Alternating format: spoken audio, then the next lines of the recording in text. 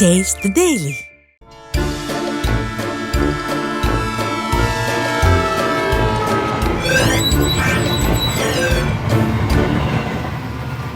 மக்கா, நாட்டில் நிம்மதியாக பாட்டு கூட பாட முடியல. விமர்சனம் பண்ணாலே உள்ள தூக்கி போட்டுடுறாங்க. ஆட்சிக்கு வர்றதுக்கு முன்னாடி கருத்து சுதந்திரம் பற்றி ஊருக்கு உபதேசம் பண்ணவங்க ஆட்சி அதிகாரம் கிடைச்சதும் விமர்சனம் பண்ணுறவங்கள கைது பண்ணிடுறாங்க. சரி, அது சரியா தப்பாங்கிறதெல்லாம் ஒரு பக்கம் இருக்கட்டும். இங்கே மட்டும் இவங்களோட இரும்புக்கரம் வேலை செய்து ஏன் கஞ்சா விற்கிறவங்க கள்ளச்சாராயம் காய்ச்சறவங்க கிட்ட இரும்புக்கரம் வேலை செய்ய மாட்டேங்குது? பதில் இருந்தால் சொல்லுங்க. அதுக்கு முன்னாடி குறுஞ்செய்திகளை பாருங்க, நான் விரிவான செய்திகளை சொல்றேன். கள்ளச்சாராய பிரச்சனை பெரிய பிரச்சனையாக வெடித்த பிறகும் விழுப்புரம் மாவட்டத்தில் கள்ளச்சாராய வியாபாரம் குறையலை, ஆறா ஓடுதுங்கிறாங்க. அடுத்தடுத்து கள்ளச்சாராயம் குடித்து மருத்துவமனையில் அனுமதின்னு செய்தி வந்துக்கிட்டே இருக்குது. அமைச்சர் ஐயா முத்துச்சாமி எப்போ இதை பற்றிலாம் பேசுவாருன்னு தெரியலை.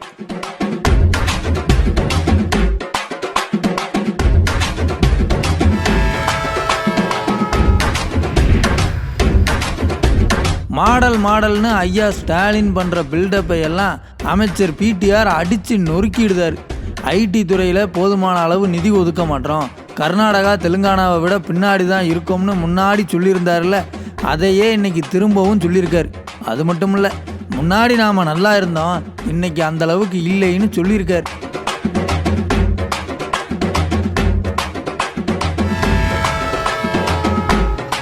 மக்கள்கிட்ட மனு வாங்குறதுக்கு விதவிதமாக திட்டம் அறிவித்த ஒரே கவர்மெண்ட்டு ஐயா ஸ்டாலினோட இந்த விளம்பர கவர்மெண்ட்டு தான். சரி, மனுவை வாங்குறாங்களே, அதை தீர்த்து வைக்கிறாங்களா? என்னமோ மனு வாங்குறதே பெரிய சாதனைன்னு ஐயா பேசிக்கிட்டு இருக்காரு.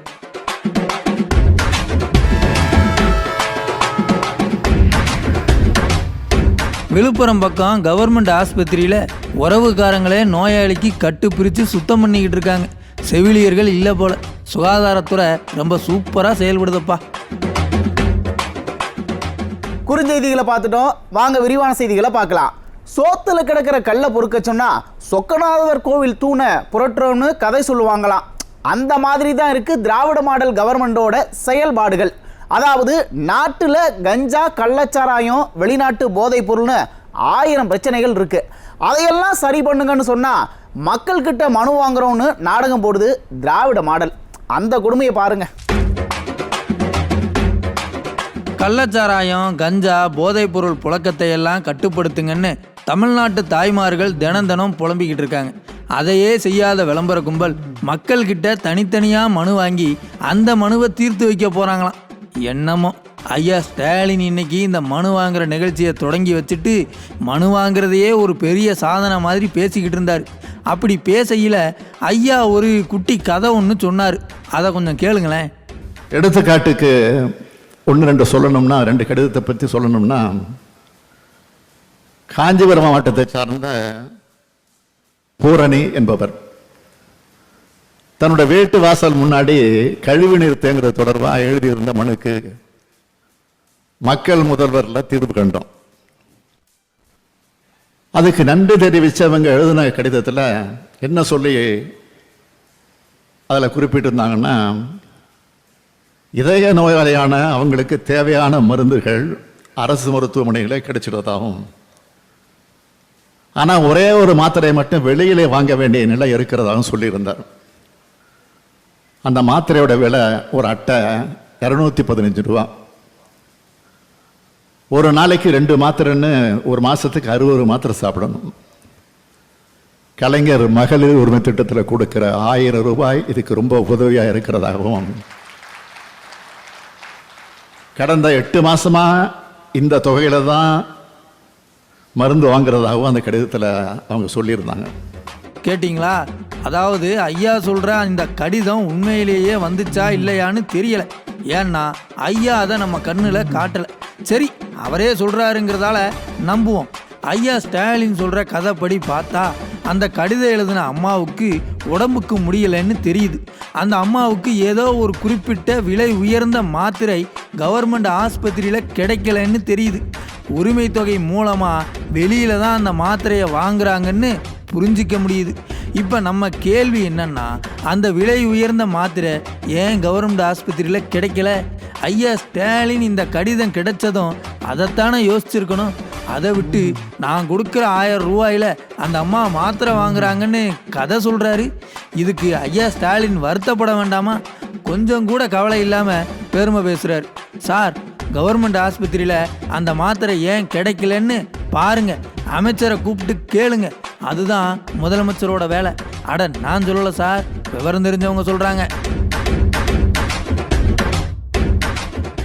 மக்கா, நீங்க கேட்கலாம், ஏன்பா மக்கள்கிட்ட மனு வாங்குறது நல்ல விஷயம் தானே, 1000ல் 1 மனு மேலேயாச்சும் நடவடிக்கை எடுத்தா நல்லது தானே. என்ன செய்ய, இந்த கவர்மெண்டோட செயல்பாடுகள் நம்பிக்கை கொடுக்குற மாதிரியே இல்லை.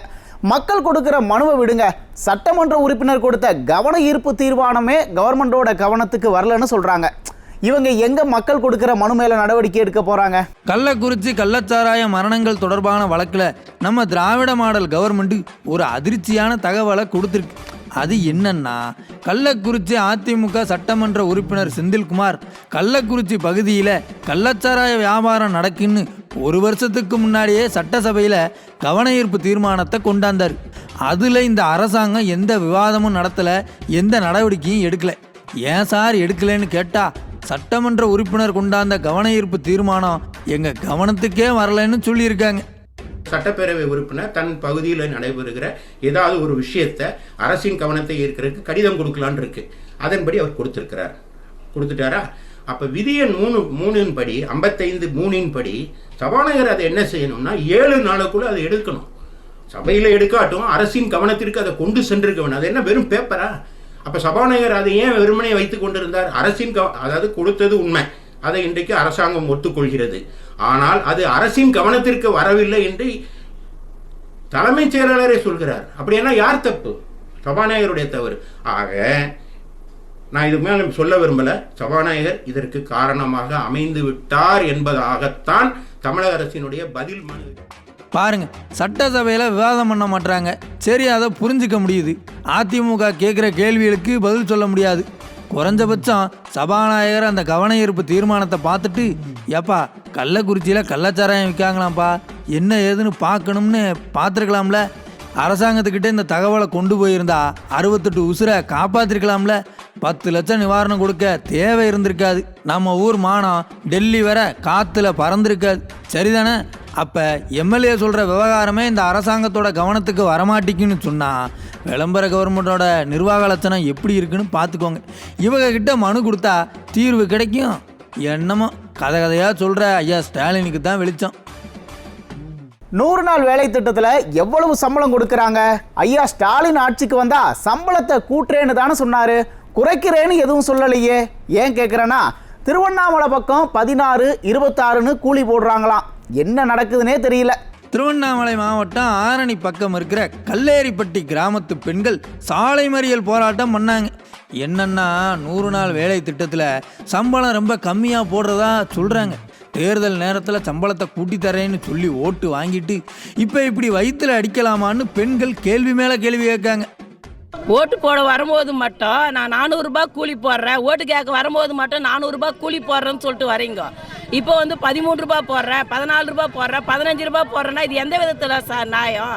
நாங்கள் எப்படி பிழைக்க முடியும்? அந்த கூலி வச்சு நாங்கள் எப்படி சார் பிழைக்க முடியும்? ஓட்டு கேட்க வரும்போது ஒரு பேச்சு, ஓட்டு வாங்கிட்டோன்னே ஜெயிச்சிட்டோன்னே ஒரு பேச்சா? இந்த பிரச்சனை இந்த ஊரில் மட்டும்தான் இருக்கா, இல்லை எல்லா பக்கமும் இப்படி தான் நடக்கான்னு தெரியலை. பெண்கள் சொல்கிற மாதிரி கம்மியான சம்பளம் போட்டாங்கன்னு சொன்னால் அது கொஞ்சம் கூட சரி கிடையாது. என்னமோ 100 நாள் வேலை திட்டத்தில் சம்பளத்தை கூட்டுவேன்னு சொல்லி ஓட்டு வாங்கினவர் தான் இதெல்லாம் என்ன ஏதுன்னு பார்க்கணும். மக்கா, உங்கள் ஊர் பக்கம்லாம் எப்படி தராங்க? சரியாக வருதா இல்லை வரலையா? கமெண்ட்டில் சொல்லுங்கள். சென்னை தாம்பரத்தில் நெடுஞ்சாலைத்துறை அதிகாரிக்கும் திமுக மண்டல குழு தலைவருக்கும் இடையிலான சுவாரஸ்யமான சண்டை ஒன்று நடந்திருக்கு. எவன் காசு கொடுத்தாலும் அங்கே போயிடுவியான்னு அதிகாரியை பார்த்து திமுக காரர் கேட்க, பதிலுக்கு ஏன் நீங்கள் வாங்கலையான்னு அதிகாரி கேட்க ரொம்ப ஜாலியாக இருந்தது. திமுக கும்பலும் அதிகாரிகளும் எப்படி காசு வாங்கிட்டு இருக்காங்கன்னு இந்த சண்டையில் தெரியுது. கமிஷன், கரப்ஷன், கலெக்ஷன் ஆட்சி தான் நடக்குது போல. சரி மக்களே, இன்னைக்கு நிகழ்ச்சி இதோட முடிஞ்சது. நாளைக்கு மறுபடியும் சந்திப்போம். நன்றி, வணக்கம்.